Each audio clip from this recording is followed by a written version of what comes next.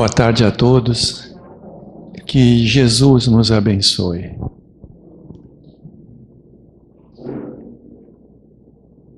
Muito o plano espiritual vem advertindo, porque nós estamos vivendo momentos muito difíceis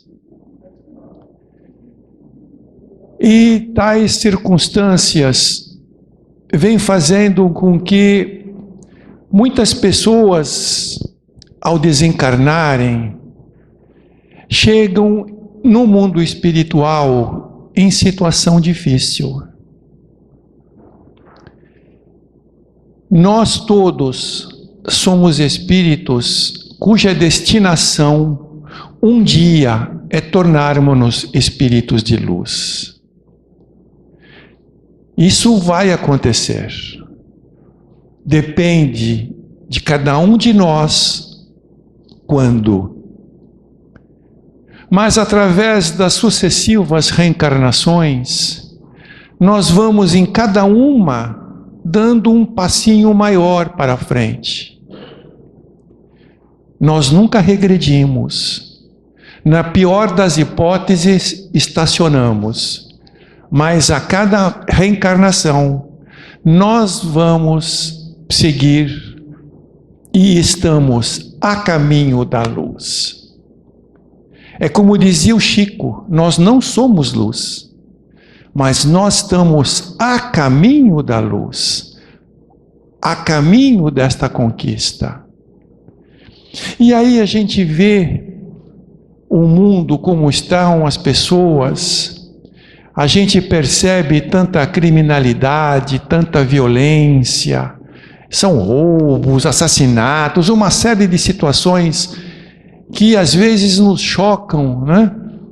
Pela situação difícil. E percebemos que muitos, na realidade, estão a caminho das sombras. Estão trilhando caminhos sombrios. E é por onde Jesus dizia, onde haverá choro e ranger de dentes. Nós, como diz o plano espiritual, temos que entender que seremos avaliados na nossa jornada, não somente pelo que fizemos, mas é muito importante termos a consciência da avaliação que serão feita de nós, dos nossos pensamentos, dos nossos sentimentos e emoções. Porque o pensamento é força viva, o pensamento é algo real, nós só não podemos tocá-lo, mas é algo real. E um dos maiores entraves para a nossa evolução e que tem levado as pessoas a muito sofrimento por inúmeras reencarnações é a falta do perdão. Nós ainda, infelizmente, temos muita dificuldade para lidar com isso. Temos um desafio muito grande, tanto no perdoar, onde o orgulho muitas vezes impede, ou na humildade de pedir o perdão. Então nós temos uma dificuldade muito grande. E se nós não mudarmos essa nossa conduta, esse nosso padrão, nós passaremos por situações muito difíceis, não só aqui na vida física, como na vida espiritual. É como dizia Jesus, reconcilia-te com o teu adversário enquanto estás a caminho, ou seja, enquanto está encarnado.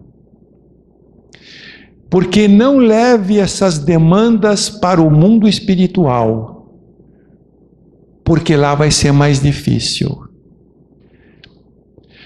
O Dr. Bezerra de Menezes certa vez ele veio visitar uma instituição psiquiátrica, onde havia vários enfermos, alguns já portadores de loucura, outros por problemas mentais das mais variadas formas, muitos aí internados.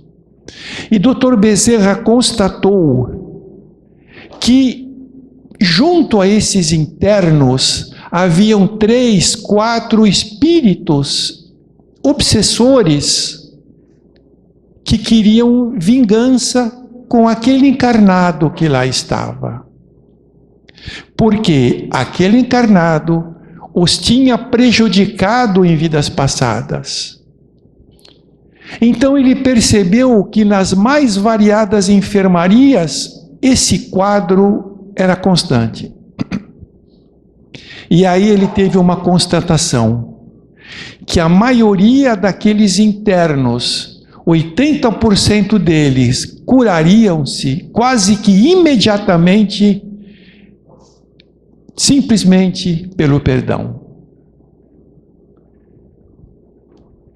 E é muito visível também quando nós temos nas reuniões de desobsessão, quantos espíritos que aí se manifestam, espíritos que que estavam encarnados na época da escravidão e que sofreram muito com seus patrões, e hoje aqueles que lhe levaram sofrimentos estão encarnados, e eles estão aqui vindo e tentando obsediá-los, prejudicá-los, e os aguarda na vida espiritual. Quantos espíritos que se apresentam também trazendo uma enorme revolta,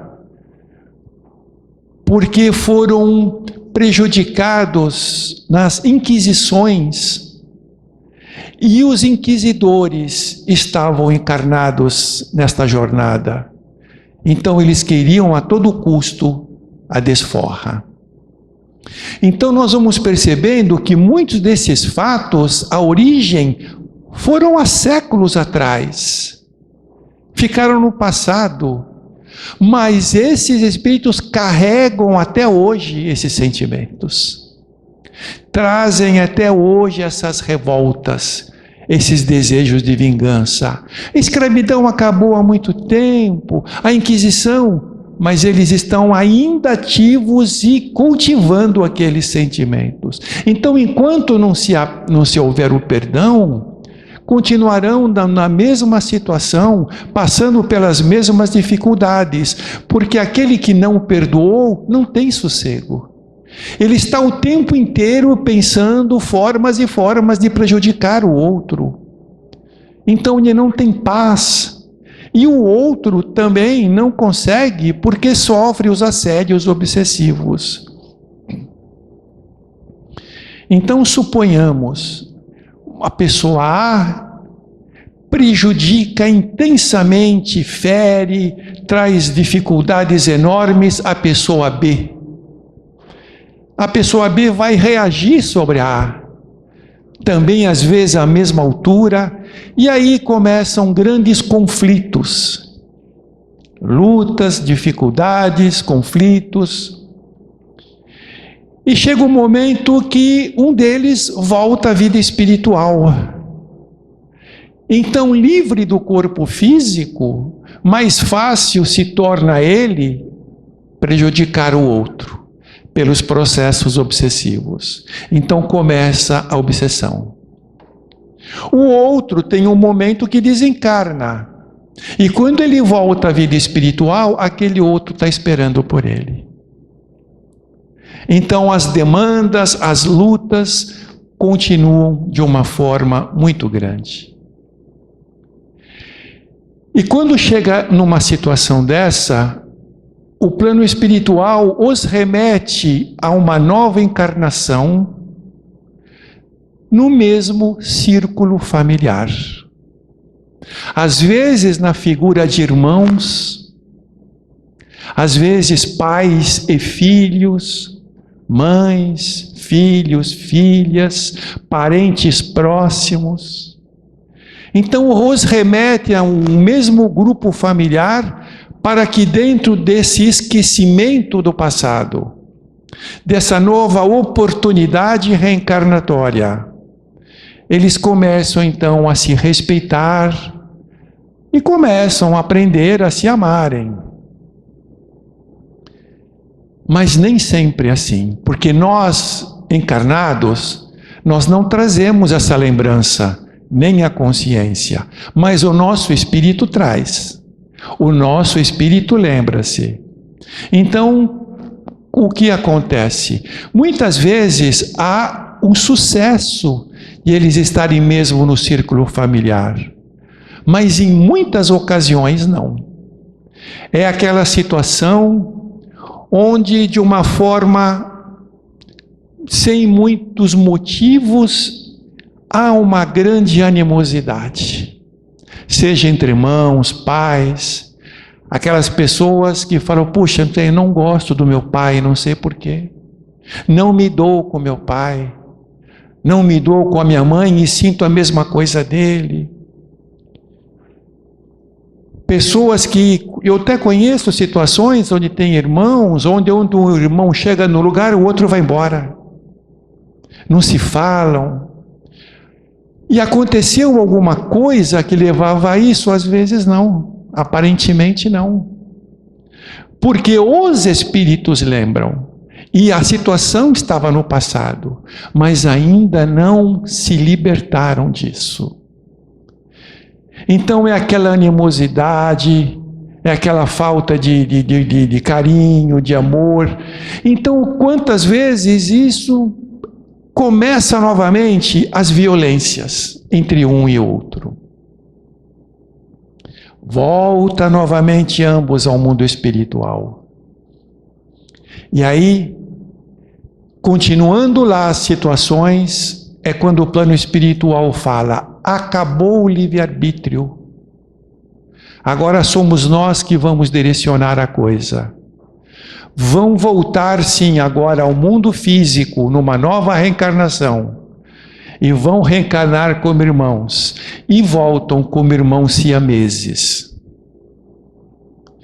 O plano espiritual diz que 85% de todos esses espíritos que renascem como irmãos siameses, ligados ao mesmo corpo, a base dessa deformidade está em não perdão do passado.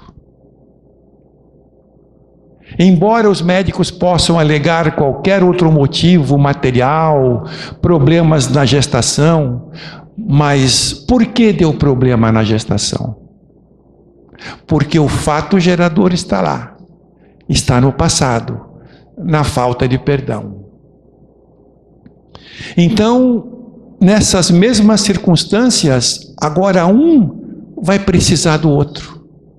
Um vai ter que começar a ajudar o outro. E dentro disso, aí vai começar a tecer os primeiros laços de amor. Então, olha o tempo grande que se perde. O tempo enorme que se perde numa reencarnação desse tipo. André Luiz narra que ele foi acompanhar um processo reencarnatório de dois espíritos que eram adversários muito grandes. Então André Luiz perguntou a um dos mentores daquele trabalho: então nós vamos orientá-los, vamos aconselhá-los para que tenham uma reencarnação melhor, para que se respeitem? O mentor falou: não, nós não temos amor suficiente para isso. Somente o amor para poder prepará-los para que as desavenças não continuem. Nós, André, não temos amor ainda para isso. Nós estamos chamando uma entidade espiritual que já alcançou altas expressões no campo do amor. E chegou uma entidade espiritual feminina, irradiando uma luz muito grande. E aqueles dois, quando a viram, imaginavam estar vendo Maria de Nazaré, mãe de Jesus. Achavam que era ela, mas era uma entidade espiritual de elevadíssima condição. E ela senta-se, chama os dois para perto de si, faz um sentar na sua perna direita, outro sentar na sua perna esquerda e ficarem de frente um ao outro. E ela começa a conversar com eles, mostrando que eles deveriam se perdoar, que senão seriam difíceis as jornadas, passariam por muitas dores, mas ao mesmo tempo em que ela falava, ela exalava do seu coração a vibração do amor. Ela exalava essa vibração amorosa que os envolvia e quase que os magnetizava. E aí, conscientizando-se mais, se perdoaram, se abraçaram, e aí foram encaminhados para o processo da reencarnação. E o mentor falou: André, se nós não fizéssemos essa preparação, as lutas na Terra continuariam a mesma. Foi aí que o Chico Xavier fala que ele estava em São Paulo, psicografando o livro Entre a Terra e o Céu. Ele estava em São Paulo porque ele vinha algumas vezes passar por consultas médicas, ou às vezes participar de um programa de televisão, algum evento. Então, quando ele vinha, ele hospedava-se na casa de um casal amigo. E esse casal disponibilizava também um quarto para o Chico, e onde ele podia fazer as suas psicografias. E ele estava psicografando Entre a Terra e o Céu, e estava finalizando. E um dia o Chico terminou a psicografia, eram 11 horas da noite. E aí o Chico falou: olha, acabei o livro, né? Com o André Luiz, terminamos a obra. E aí o Chico pediu para o casal, se o senhor lá pudesse levá-lo, isso era em São Paulo, em determinado bairro de São Paulo.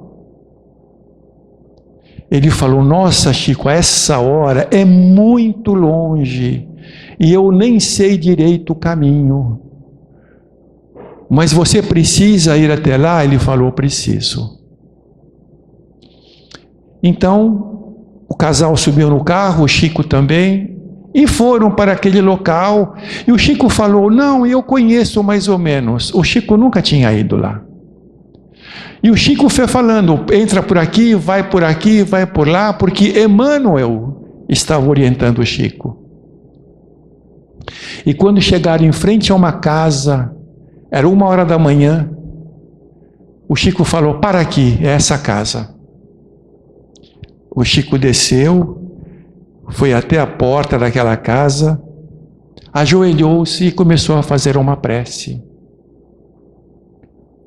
Fez a prece, ficou uns 10 minutos, depois voltou para o carro e falou: podemos ir embora. Aí o casal falou: Chico, você veio aqui só para fazer a prece? Ele falou: sim. Mas você não podia ter feito lá de casa? Ele falou: poderia. Mas eu acabei hoje de escrever o livro Entre a Terra e o Céu. E os dois protagonistas, que eram aqueles dois, acabaram de reencarnar e estão morando nesta casa, juntos, irmãos. Então, eu vim aqui estar mais próximo, para que na minha oração eu pudesse enviar a eles as minhas melhores vibrações de êxito. Então a gente vê a importância e a dificuldade de quando a gente não consegue ceder ou pedir perdão, quanto tempo a gente pede de progresso espiritual, mas além disso, de sofrimento.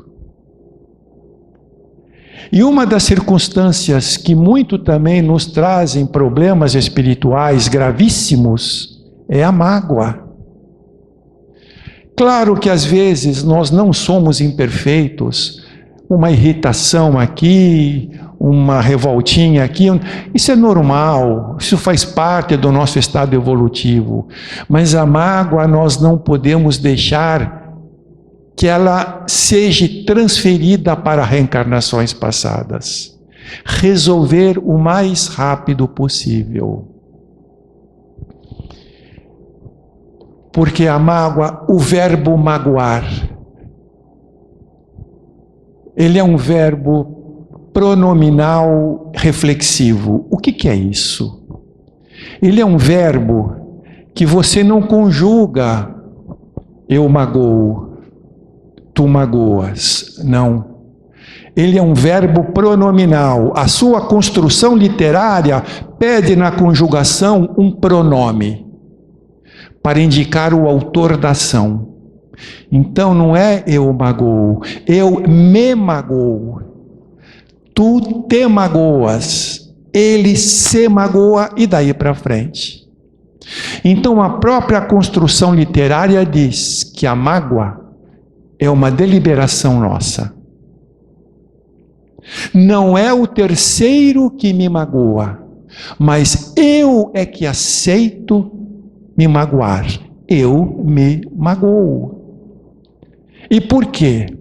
Porque muitas vezes a outra pessoa, no seu modo de pensar, por vezes, ou no seu modo de agir, difere das minhas expectativas. Eu esperava outra coisa, então eu me magoei. Mas não foi a pessoa que te magoou, é você que tinha expectativas outras e se magoou. Eu me magoei porque ficaram de me dar uma oportunidade, depois não teve oportunidade, fiquei muito magoado. Você aceitou se magoar. Não foi o outro tinha outras ideias. Então, a gente vai cultivando essa mágoa por nós aceitarmos, porque precisamos, para evitar isso, entender melhor o outro, porque nem todos temos a mesma estrutura espiritual, nem todos temos a condição elevada. Então nós vamos lidar com pessoas das mais diferentes formas de pensar, de agir, mas não é que querem ser más, é o que elas têm. E às vezes o que elas têm difere das nossas expectativas.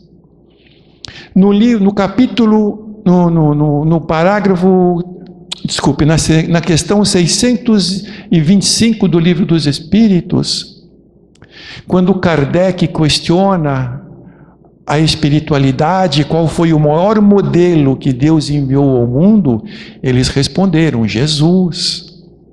Então Jesus é o maior modelo que nós tivemos. Só que nós entramos num equívoco, porque nós fomos enxergar a Jesus como um chefe de uma religião, como um líder religioso. E nós nos esquecemos do modelo. E Jesus, então, o que acontece? Ele escolhe seus 12 apóstolos, pessoas da melhor condição que ele tinha, e começa a ensinar-lhes as leis de Deus, começa a ensinar-lhes as lições tão importantes para a nossa evolução, e começa aquela peregrinação junto com eles. E quando Jesus é preso, e para depois ser levado à crucificação, o que ocorreu? Um o negou 3 vezes, que foi Pedro, por medo de ser preso. O outro o traiu, Judas, acabou se suicidando.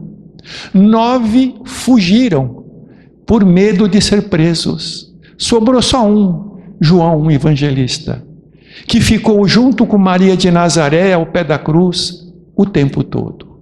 Foi o único que ficou. E Jesus, demonstrando essa sua condição, claro que nós não vamos ser igual a Jesus, mas como modelo, nós temos pelo menos um roteiro a seguir. Quando Jesus estava nos momentos difíceis, uma entidade espiritual invisível àquelas pessoas que lá estavam, desce, vem do mundo espiritual e plana próximo à boca de Jesus. E Jesus lhes fala algo no ouvido. E o que Jesus lhe disse? Vá socorrer Judas, que acabou de suicidar-se. Então, o traidor, Judas, Jesus não guardou mágoa, porque sabia até onde ele podia ir, sabia qual era a sua estrutura espiritual. Mas após o terceiro dia, Jesus reaparece numa casa onde estavam reunidos todos os seus discípulos, menos o Judas. Jesus aparece em corpo espiritual, só que materializado. E quando ele chega naquele local, eles até estranharam a presença de Jesus, né? E o que Jesus iria dizer para eles? Depois de tudo aquilo, das traições, das fugas. Mas antes do que pensar o que Jesus diria, o que nós diríamos se fôssemos nós? Covardes, me traíram, fugiram todos, fiquei muito magoado com vocês. Mas o que Jesus lhes disse quando ele chega no local? A minha paz eu vos dou, que a paz seja convosco. Numa outra situação, antes também da crucificação, Jesus estava num pequeno burrico que estava indo na direção do templo, o templo de Jerusalém, onde se realizavam as orações, e eles tinham enfeitado as ruas com coisas coloridas, com flores, e Jesus tinha naquele burrico também enfeitado e caminhava no meio da multidão, e quantos aí pediam a Jesus cura, pediam auxílio, pediam amparo, e Jesus curou a muitos naquele momento. Para pouco depois, alguns dias depois, aquela multidão estar na rua, numa praça, Pôncio Pilatos, Jesus e Barrabás. E Pôncio Pilatos, a quem eu solto? O povo, Barrabás. E o que eu faço com esse? Crucifica-o. As mesmas pessoas nas quais o estavam ovacionando aquele dia, nas quais estavam lhe pedindo cura. E aí Jesus também naquele momento da crucificação, os percebe no meio daquela multidão. E que Jesus lhes disse? Mas o que nós diríamos? Traidores, quantos de vocês eu curei? Quantos dos seus familiares e amigos eu curei? Quanto eu fiz por vocês? Quanto eu ensinei vocês? Me traíram todos e agora me deixam numa situação dessa. Estou magoado com todos. Isso nós. Mas Jesus, o que disse na hora? Pai, perdoai-os. Eles não sabem o que fazem. Então nós vamos estar sempre lidando com pessoas das mais variadas situações. Cada um vai nos dar aquilo que eles têm. Jesus sabia que não podia esperar mais daqueles discípulos. Então cada um vai nos dar aquilo que eles têm. E nós vamos dar aquilo que nós somos. E se o nosso dar ainda é mágoa, nós temos que parar para refletir. Como nós estamos. E outro sentimento que muito nos prejudica, já nesta vida, é o ódio. Aquele que cultiva este sentimento não sabe que é um suicida em potencial. E por quê? Quando o nosso corpo está em gestação, então nós temos o espírito, o perispírito. Então o nosso perispírito, ele tem laços. Então vai acoplar-se o perispírito ao corpo físico que está se formando. É o perispírito que direciona a formação. Então esses laços, eles são fixados nos nossos principais chakras. Aí fixam os laços. E o que fixa esses laços? O que é que imanta esses laços ao corpo físico nos chakras? É o fluido vital. São energias. E nós temos uma carga de energia de acordo com o nosso tempo de reencarnação aqui. Nós chegamos a este mundo já com prazo de validade. Nós chegamos a este mundo com um determinado período já estimado para aqui ficar. Então alguém chega aqui para ficar 70 anos. Então, quando esses laços são fixados no corpo físico, imantados pela essa energia, essas energias, elas têm a duração de 70 anos.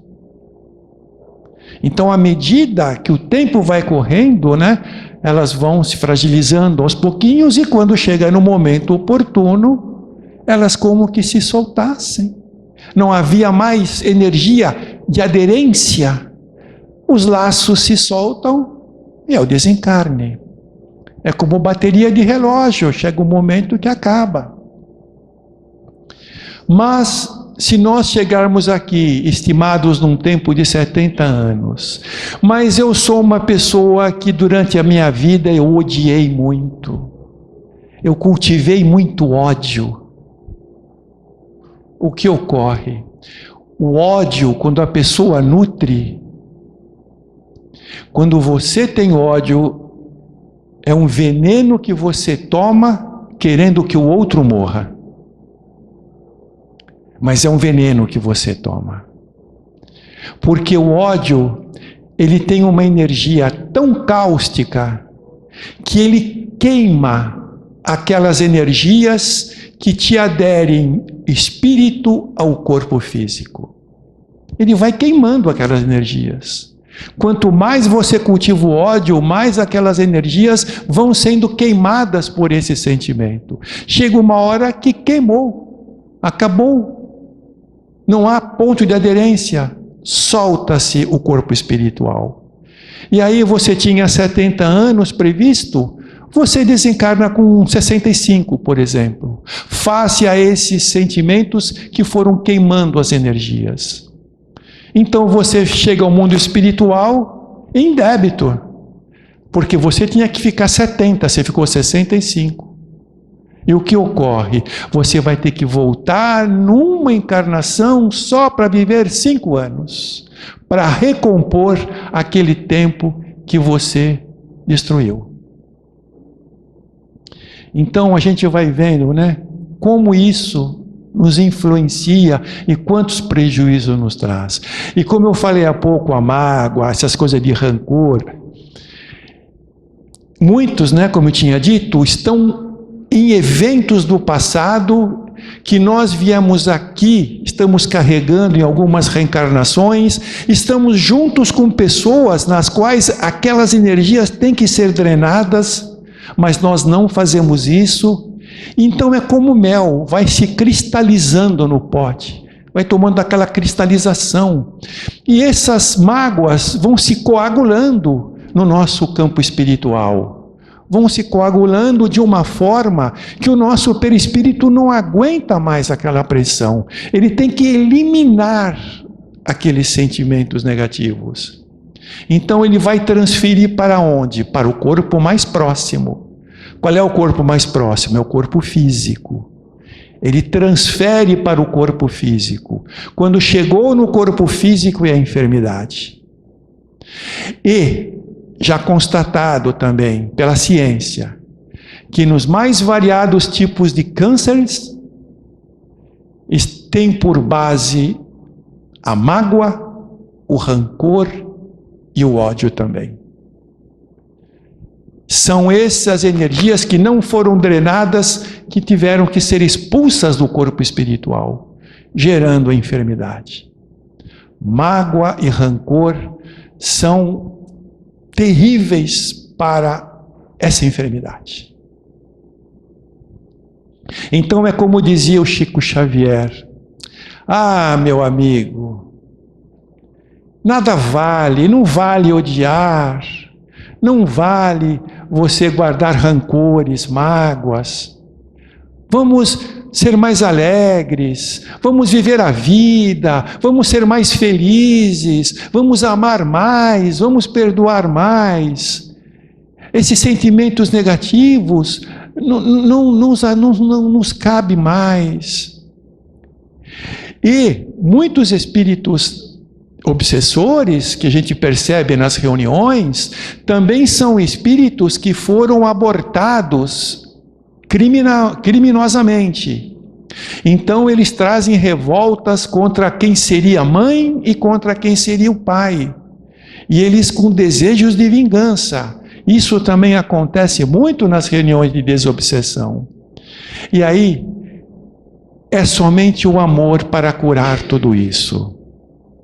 E aí eu trago um exemplo real, um exemplo verdadeiro, que certa vez uma moça engravidou. Então ela foi ao médico fazer os seus exames, e o médico lhe disse: olha, é uma menina, mas ela tem uma deformidade, anencéfalo. Então nós sugerimos que você aborte. E ela falou: não, eu não vou abortar. Eu vou até o fim. E o médico: mas ele pode tanto morrer durante a gestação, como pode durar um dia, 2 dias, uma semana, pouquíssimo tempo. Não vai ter um tempo maior. Ela falou: não importa. Mesmo que tenha 1 dia de vida, eu vou amá-lo por esse dia. Mesmo que for 2 minutos de vida, eu vou amá-lo por 2 minutos.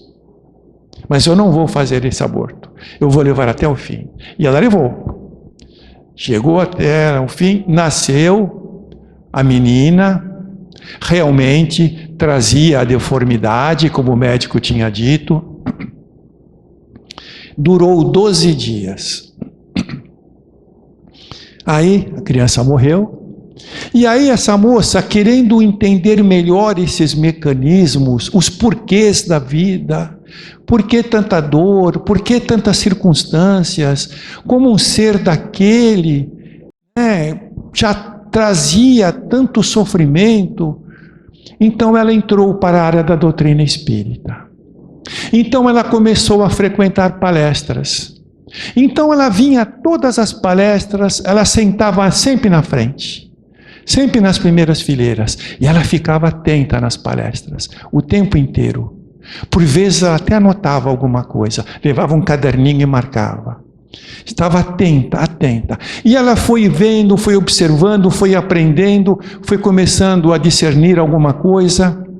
E aí chegou um tempo, ela falou: agora eu quero fazer curso. Quero fazer curso da doutrina espírita. Então lá na casa ela pede para fazer o curso, começou a fazer curso de passe, começou a fazer curso da doutrina espírita, então começa a fazer o curso. Então depois de muita palestra, curso, aí ela falou: agora eu queria trabalhar. Eu queria trabalhar na casa espírita, dentro da doutrina, tudo bem. Foi-lhe concedido uma oportunidade, ela começou a trabalhar. E já tinha algum tempo que ela tinha perdido aquela criança, estava trabalhando normalmente. Aí teve um dia que haveria o trabalho, ela estava lá para fazer a sua parte, que era dar o passe somente, né? Quando chegou uma entidade espiritual jovem, muito luminosa, ela chegou, ela se aproximou e disse: eu quero falar com a minha mãe, aquela mulher lá embaixo, que era aquela moça. Aí foram buscá-la e trouxeram ela. Então ela ia conversar, que ela queria falar com a mãe, então ela ia usar os recursos da mediunidade para que se conversasse. E quando a mãe chegou próximo, ela falou: minha mãe, obrigado por não me abortar. Eu te amo bastante, minha mãe. A minha deformidade, eu precisava somente aqueles 12 dias de vida. Porque a minha deformidade, ela vinha de situações onde eu errei muito no passado.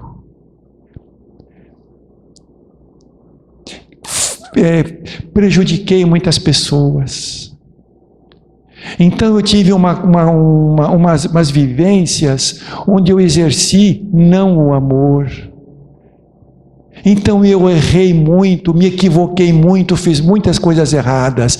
Então o meu espírito estava saturado dessas energias deletérias.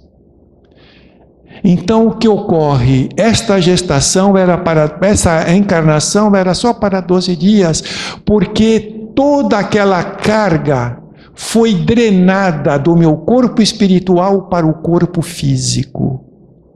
O meu corpo físico foi o receptor das minhas imperfeições do passado.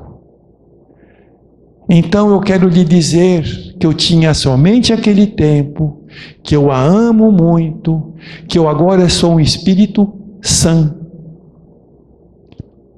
E quero lhe dizer que em breve vou reencarnar novamente como sua filha e com saúde.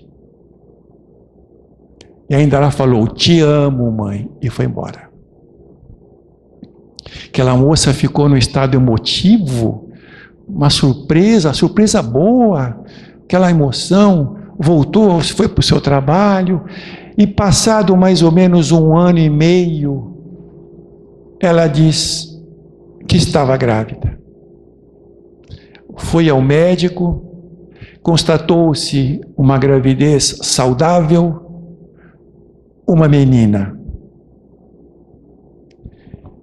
Então a gente vai vendo que quando o Evangelho nos aponta para o exercício do bem, para o perdão, para a compaixão, para a piedade, não são apenas recursos de religiosidade, mas são recursos de saúde, de paz, de progresso, de iluminação, de alegrias.